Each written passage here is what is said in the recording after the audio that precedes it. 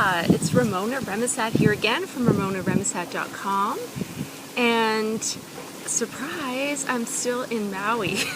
I know I promised in the last video it was going to be my last one as I was on my way to the airport, which I was, and as it turned out, our flight was canceled, so I'm gifted with another wonderful day in paradise, which actually turns out to be Easter Sunday. Easter Sunday. So I'm here on Easter, still in Maui, departing later today to go home to cold and hopefully not snowy Calgary. So I'm enjoying my last moments in the sun, but I thought I would take this opportunity to do one more video for you.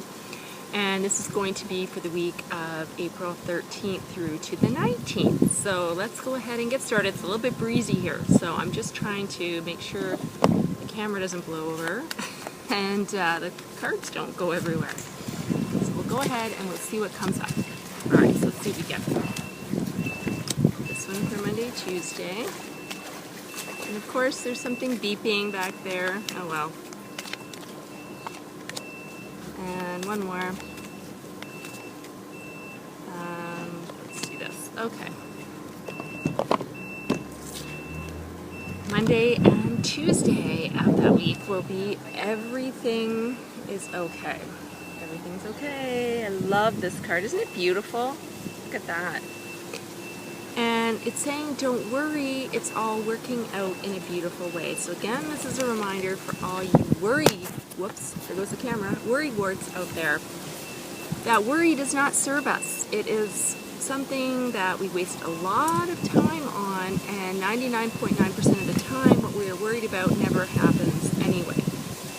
And worry also carries a vibration which is low, and as you know, when you're in a low vibrating range, you can't draw into your life the things that you want. So it really creates a block. So instead of worrying about things, turn them into prayer, which has a very high vibration. And again, you don't need to be a member of an organized religion or have any specific religious beliefs to pray. Praying just means calling for help.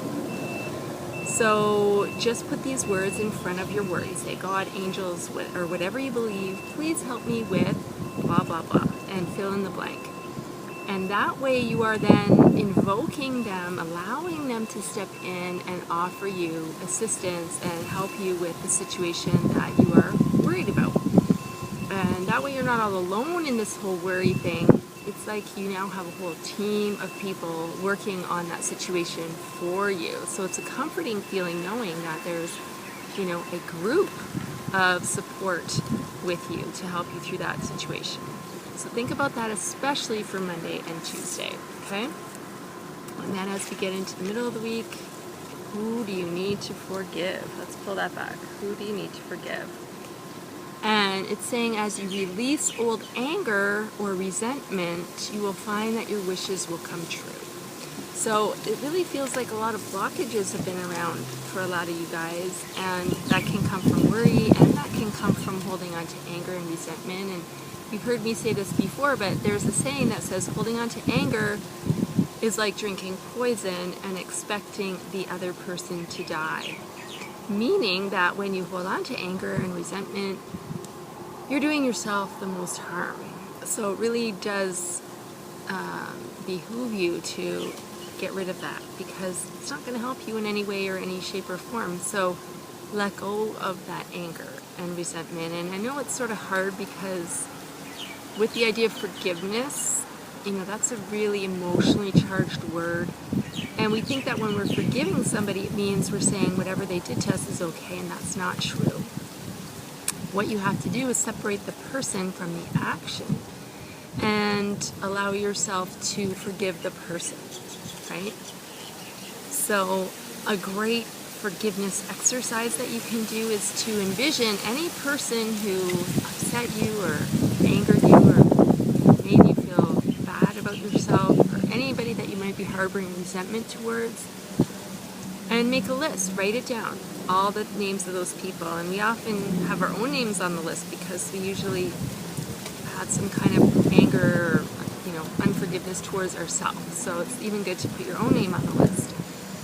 And then when you're going to have some time and you're not going to be interrupted, you go through your list one name at a time and get a visual of that person in your mind's eye and say, so and so, I forgive you and I release you. I hold no unforgiveness back, and now you are free and I am free. And go through that entire list.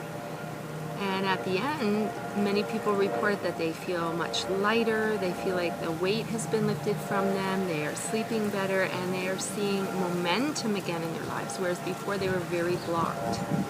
And no matter what they were doing, nothing was really working out for them. So try this exercise and let me know how it works for you. I love getting feedback from people. So after you've done it, head over to my Facebook page. It's facebook.com/connect. Then the number 2, your angels. So facebook.com/connect to your angels, and let me know how that worked for you. Okay, so think about that for the middle of the week for forgiveness. Who do you need to forgive? Especially if you're feeling blocked or challenged in some way, that's an exercise you definitely want to do. And then as the end of the week comes, we have emotional healing. Emotional healing. So this is a week of healing, and it says, as your heart heals of old emotional pain, you receive new blessings and love. So see how this works? You've done the hard work, you're clearing out that resentment, that anger you're holding on to. It's like baggage, and when you get rid of it, you make space for new and wonderful things to flow into your life.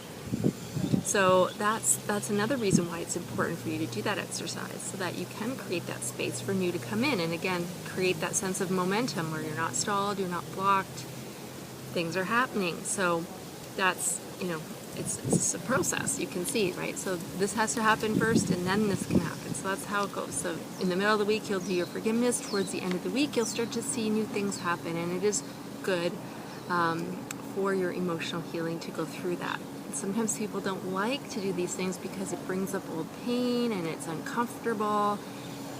But until we deal with those things head on, it's just going to keep resurfacing. The image they actually show me is like a dandelion. Nobody likes them. They're kind of unsightly. And so if one comes up on the lawn, people will snap it off at the surface and think they're done with it, but it's not.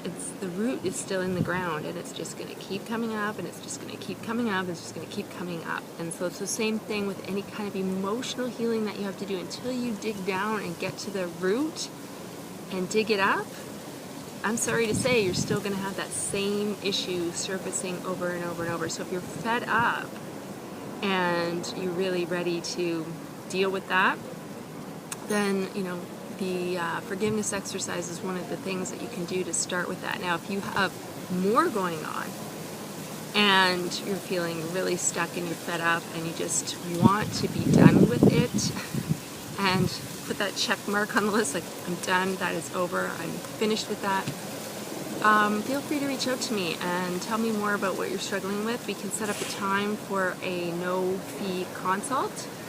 And you can apply for that. You can just go to ramonaremisat.com/clarity call, all one word. So RamonaRemisat.com/clarity call, and tell me more about where you feel, you need some emotional healing or some support. And we'll get on the phone and chat. I'll give you a call and we'll go over that and see where else I might be able to support you. So week of healing. I hope you take on the challenge of doing the forgiveness exercise. And as I said, let me know how it goes for you. Head over to Facebook, facebook.com/connect to the number, your angels, and let me know how that worked for you. And I guess next time I do see you, I will be back in Calgary. Hopefully it won't be too winter-like. It won't be like this, though, unfortunately. But I am going to just enjoy this gifted day that I've been given and soak up as much sun and aloha as I can, and sending that aloha back to you. So have a great week, everybody, and we'll talk to you soon.